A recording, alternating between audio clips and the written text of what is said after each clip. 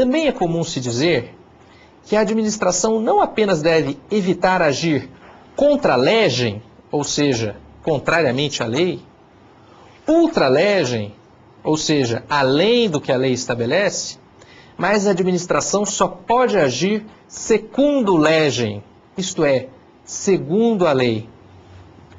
A administração somente pode desenvolver a atividade que a lei lhe autorizar, especialmente quando essa atividade interferir na esfera de liberdade e nos direitos dos indivíduos.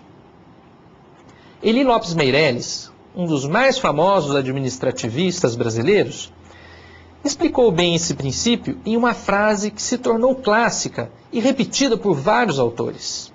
Abre aspas. Na administração pública não há liberdade nem vontade pessoal. Enquanto ao particular é lícito fazer tudo o que a lei não proíbe, na administração pública só é permitido fazer o que a lei autoriza. A lei para o particular significa pode fazer assim. Para o administrador, deve fazer assim. Mais claro, impossível, não é mesmo?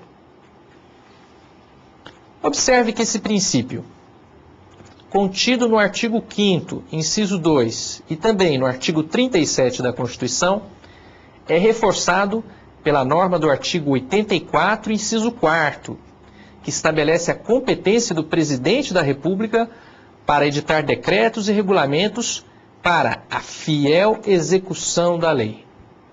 Ou seja, não pode o executivo, nem quaisquer outros agentes da administração, ultrapassar, desviar ou contrariar a lei. A própria Constituição Federal dá ao Congresso Nacional o poder de sustar, isto é, suspender, os atos normativos do Poder Executivo contrário à lei, defendendo assim a sua autoridade de tradutor da vontade geral.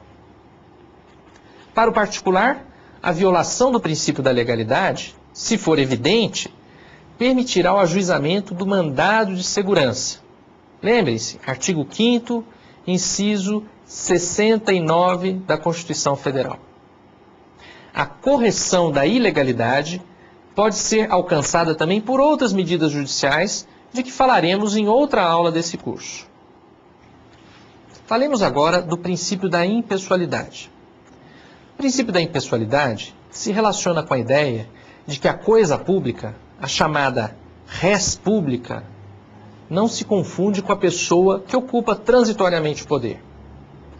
Sabemos que no Estado absolutista, esse princípio não existia, o que se expressava na célebre frase do rei francês Luís XIV, também conhecido como Rei Sol por sua postura autoritária. Ele falava, "L'État c'est moi", isto é, o Estado sou eu. De fato, naquela época não havia diferenciação entre o patrimônio do rei e o patrimônio público. E o poder do monarca não se diferenciava do poder do Estado. Tudo era feito em nome do rei, isto é, da pessoa do monarca. O princípio da impessoalidade é exatamente o oposto disso. Ele é uma consequência lógica de um princípio mais amplo, o princípio republicano, que vê no povo o verdadeiro detentor da soberania. E como diz a nossa Constituição, todo poder emana do povo. Há duas interpretações diferentes para esse princípio da impessoalidade, mas ambas são válidas e, de certa forma, se complementam. A primeira é que vê a impessoalidade como um princípio que veda a associação da imagem do administrador à da entidade por ele administrada, impedindo que ele se utilize do seu cargo para se autopromover. É bom lembrar que, embora o período absolutista já esteja no passado remoto, o culto à personalidade de governantes, especialmente naqueles regimes que são chamados ditatoriais, ainda não se extinguiu completamente. Mesmo em nosso país, não faz muito tempo, era costume se estampar o rosto do presidente em selos e moedas. E ainda há quem se ache no direito de colocar o próprio nome em obras e vias públicas. Felizmente, o amadurecimento do Estado democrático e de instituições como o Ministério Público e o Poder Judiciário, vem tornando essa prática mais rara.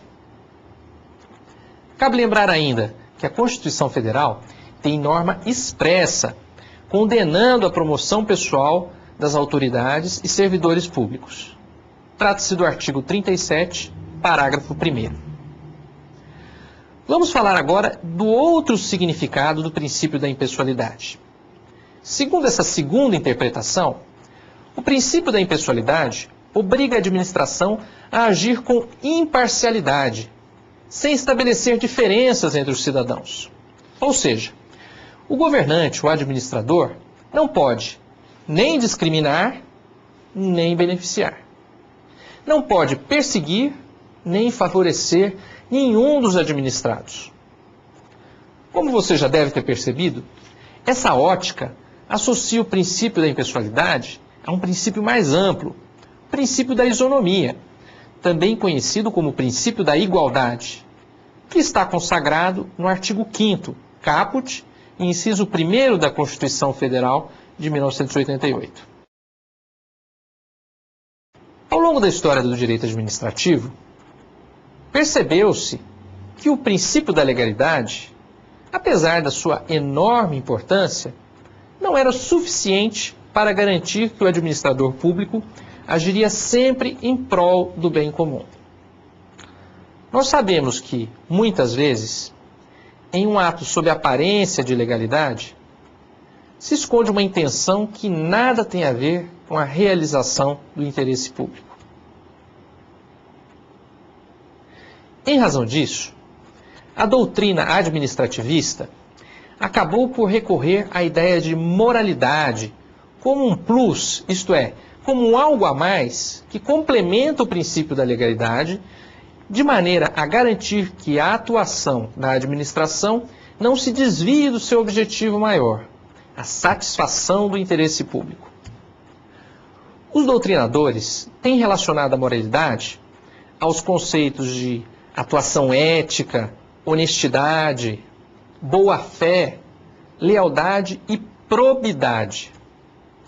Esses conceitos nos ajudam a identificar a atuação administrativa que, sob uma capa de aparente legalidade, acaba por ofender substancialmente o interesse público.